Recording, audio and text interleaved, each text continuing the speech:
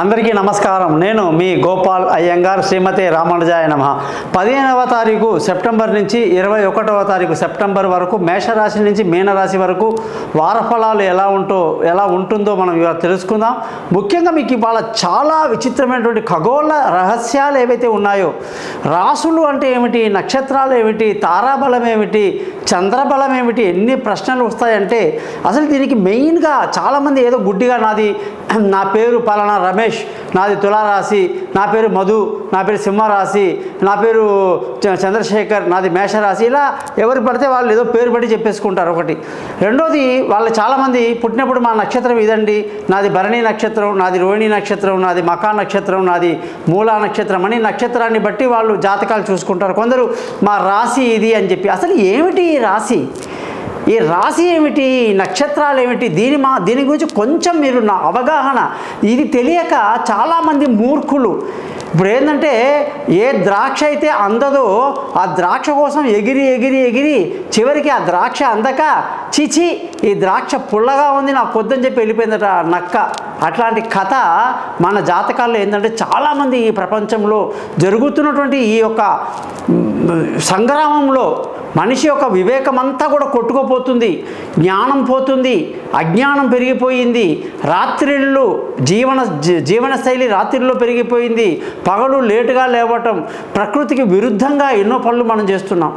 ప్రకృతి పుట్టినప్పటి నుంచి ఈ రోజు వరకు కూడా ప్రకృతిలో ఏ మార్పు రాలేదు, ప్రకృతి లాగానే ఉంది. కానీ ప్రకృతి యొక్క రూపాన్ని దాల్చిన మానవుడు, ప్రకృతి యొక్క పంచభూతాలని దాల్చిన మానవుడు అనేక రకాల పిచ్చి వేషాలు వేస్తూ ఇవాళ సర్వనాశనానికి దారి తీసేటువంటి యుగంలో మనం ఉన్నాం. ఏ మనిషినైనా సరే కదిలిస్తే రూపాయి నాలెడ్జ్ లేదు, జ్ఞానం లేదు, పండితుడు అనేవాడు వెతికినా కనిపించని ప్రపంచంలో ఉన్నాం మనం. మనకు కనిపించిన నలుగురు పెద్ద మనుషులను చూసుకొని వీళ్ళు పండితులు అనుకుంటున్నాం. కానీ కేవలం స్వార్థపరులు, మీడియా కోసం ఏదంటే అది మాట్లాడేవాళ్ళు, మీడియాలో కనిపించాలని తప్పించే వాళ్ళే తప్ప నిజమైనటువంటి యోగులు, జ్ఞానులు అందరూ కొట్టుకుపోయారు. అటువంటి పరిస్థితిలో ఈరోజు అందరూ కూడా జాతకం చెప్పాలి అంటే అసలు రాశి అంటే ఏమిటి, నక్షత్రమే ఏమిటి, లగ్నం అంటే ఏమిటి, అసలు దీన్ని నమ్మాలా నమ్మొద్దా? చాలామంది జాతకాల మీద చాలా నెగిటివ్గా కామెంట్లు చేసేస్తుంటారు. పని పాట లేని వాళ్ళు కూర్చొని మాట్లాడుకునే మాటలు ఇవన్నీ అని చెప్పేటువంటి దౌర్భాగ్యపు పరిస్థితి వచ్చింది. కానీ ఒక్క మాట మీ ముందు ఇవాళ చెప్పదలుచుకుంది ఏమిటంటే, మనం ఉన్నటువంటి భూమి 360 డిగ్రీలో ఉంటుంది.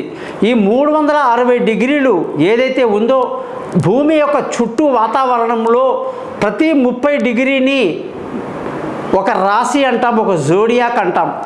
మేషరాశి, వృషభ రాశి, మిథున రాశి, కర్కాటక రాశి, సింహం, కన్య, తుల, వృశ్చికం, ధనుసు, మకరం, కుంభం, మీనం అనే రాశులు 12 భూమి చుట్టూ ఉంటాయన్నమాట. అనంత విశ్వంలో మనమున్న ఖగోళంలో భూమి చుట్టూ ఉండేటువంటి 360 డిగ్రీలు ఈ విధంగా ఏర్పడ్డాయి. ఇందులో ఒక్కొక్క భాగాన్ని ఒక్కొక్క రాశి అంటున్నాం. అది అమెరికా కాదు, జపాన్ కాదు, చైనా కాదు, ప్రపంచంలో ఉన్న ప్రతి ఒక్క వ్యక్తి కూడా ఒప్పుకోవాలి తీరాల్సినటువంటి ఖగోళ శాస్త్రం. మరి ఈ జోడియాక్ పేరు పెట్టారు, బాగుంది. రాసులు మనము మానవ జన్మ పుట్టిన 50,000 ఏళ్ళంట.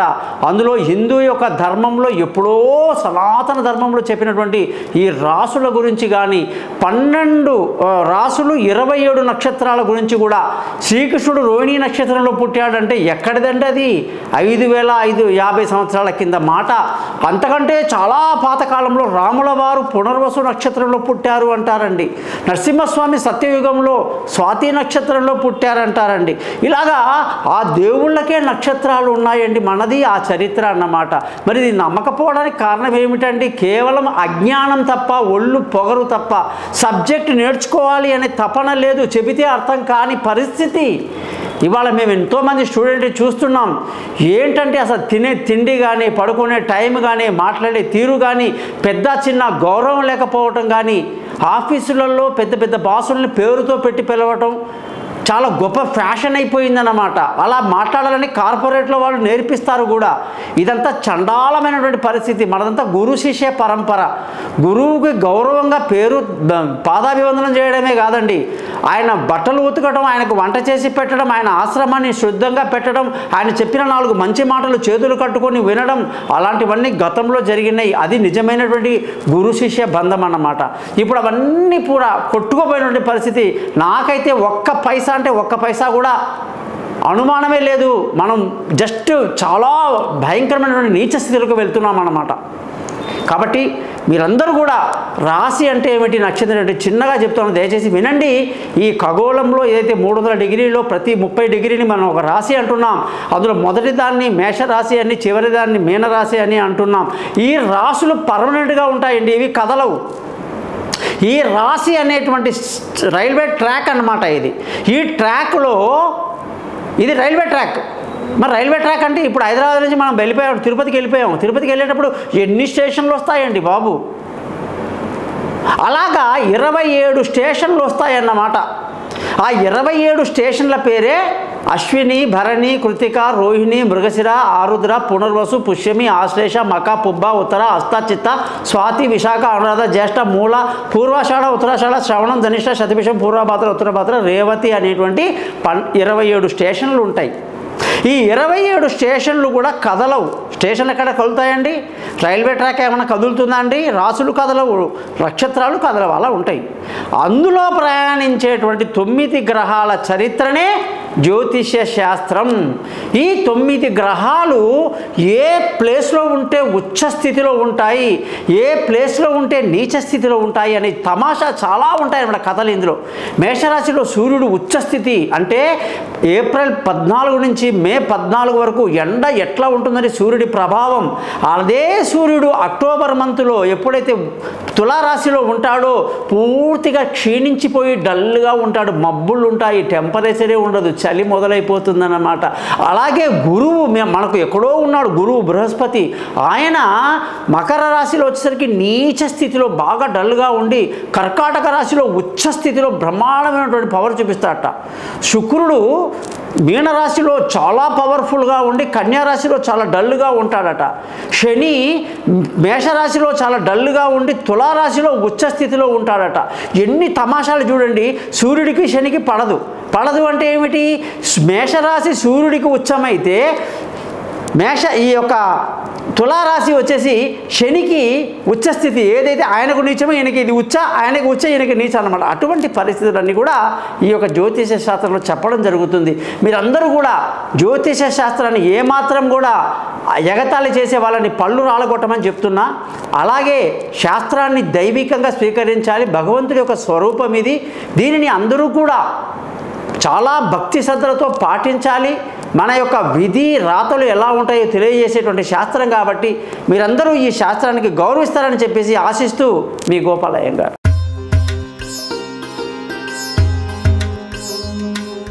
తులారాశి వాళ్ళందరికీ కూడా 15వ తారీఖు సెప్టెంబర్ నుంచి 21 సెప్టెంబర్ వరకు ఎలా ఉందో చూద్దాం.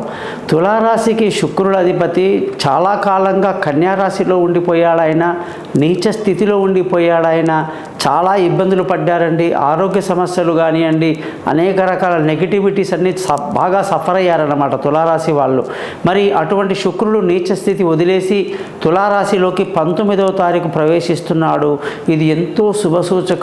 సంతోషంగా ఆనందంగా ఉంటారు, కుటుంబంలో సంతోషం వెల్లివిరుస్తుంది, ఆరోగ్యాలన్నీ బాగుంటాయి, చురుకుతనం పెరుగుతుంది, శుభకార్యాల్లో పాల్గొంటారు. మీ తులారాశి వాళ్ళు చక్కగా సంతోషంగా ఆనందంగా ఉంటారని చెప్పేసి ఖచ్చితంగా చెప్తున్నా. ధన ఆదాయం విషయంలో చాలా అద్భుతంగా ఉంది. అనుకున్న సమయానికి డబ్బు వస్తుంది, కుటుంబంలో సంతోషం ఉంటుంది, పిల్లల చదువుల్లో డెవలప్మెంట్ కనిపిస్తాయి, బంధువుల స్నేహితుల సహాయ సహకారాలు మనకు అవసరం లేదు, మీ సొంత తెలివితో మీరు ముందుకు వెళ్తారు. ముఖ్యంగా మానసిక ధైర్యాన్ని బాగా కలిగి ఉండాలి. విలువైన వస్తువులు, భూములు, ఇల్లు, వాహనాలు ఏదైనా సరే కొనడానికి ఎంతో అనుకూలమైనటువంటి వాతావరణం ఈ వారం అంతా కనిపిస్తూ ఉంది. అలాగే తల్లి ఆశీస్సులు, ఆరోగ్యం బాగుంటుంది. ఈ వారం పిల్లలు ఎవరైతే విదేశాలకు వెళ్తారో, చదువుల కోసం ప్రయత్నిస్తారో అద్భుతమైన విజయాలు సాధిస్తారు. అనుకున్న సమయంలో అనుకున్న సీటు, అనుకున్న యూనివర్సిటీలో రావటం, దూర ప్రయాణాలు కలిసి రావటం, తెలివైన నిర్ణయాలతో ఈ వారం చాలా ముందుకు వెళ్తారు. ఆరోగ్య సమస్యలు మాత్రం ఖచ్చితంగా ఉంటాయండి. ఈ సంవత్సరం అంతా కూడా అష్టమ గురువే ఉండడం వల్ల ఆరోగ్యం పట్ల శ్రద్ధ వహించాలి.